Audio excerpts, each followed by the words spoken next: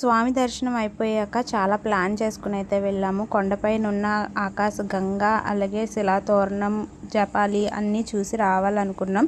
కాకపోతే స్వామి దర్శనానికి ఒక రోజు లేట్ అవ్వడం వల్ల మేము వేసుకున్న ప్లాన్ అంతా బిస్కెట్ అయ్యింది అని చెప్పి మళ్ళీ వచ్చినప్పుడు కొండపైన అన్నీ చూద్దామని చెప్పి కొండ కింద ఉన్న మంగాపట్నం గోవిందరాజు టెంపుల్ అలాగే కాణిపాకం చూసుకుని గోల్డెన్ టెంపుల్కి అయితే వెళ్ళాము. ఈ వీడియోలో ఒకటి చెప్పాలనుకున్నాను. SSD టోకెన్స్ తీసుకున్న వాళ్ళు మళ్ళీ 31 days అంటే నెల అయ్యే వరకు కూడా స్వామివారి దర్శనానికి టోకెన్స్ అయితే ఇవ్వట్లేదు. లోపు స్వామి దర్శనం చేసుకోవాలంటే ఫ్రీ దర్శనంకి అయితే వెళ్ళాలి. టోకెన్స్ అయితే ఇవ్వట్లేదు. అలాగే 3 సంవత్సరాల లోపు పిల్లలకు కూడా టోకెన్స్ అయితే ఏం తీసుకోవట్లేదు, ఫ్రీగా పంపిస్తున్నారు. పాకం వెళ్ళేసరికి చాలా ఎండగా అనిపించింది. అలాగే 5 నిమిషాల్లో మొత్తం గాలి దుమ్ము వేసేసి మొత్తం చాలా పెద్ద వర్షం అయితే వచ్చింది. గోల్డెన్ టెంపుల్ చేరుకునేసరికి పెద్ద తుఫాన్ అయితే స్టార్ట్ అయింది. గోల్డెన్ టెంపుల్ చూసేసరికి నైట్ అయింది. ఇక్కడ నుంచి అయితే అరుణాచలం స్టార్ట్ అయిపోయి అక్కడికైతే వెళ్ళాం. నెక్స్ట్ వీడియోస్ అన్ని అరుణాచలం వస్తే మిస్ కాకుండా చూసేయండి.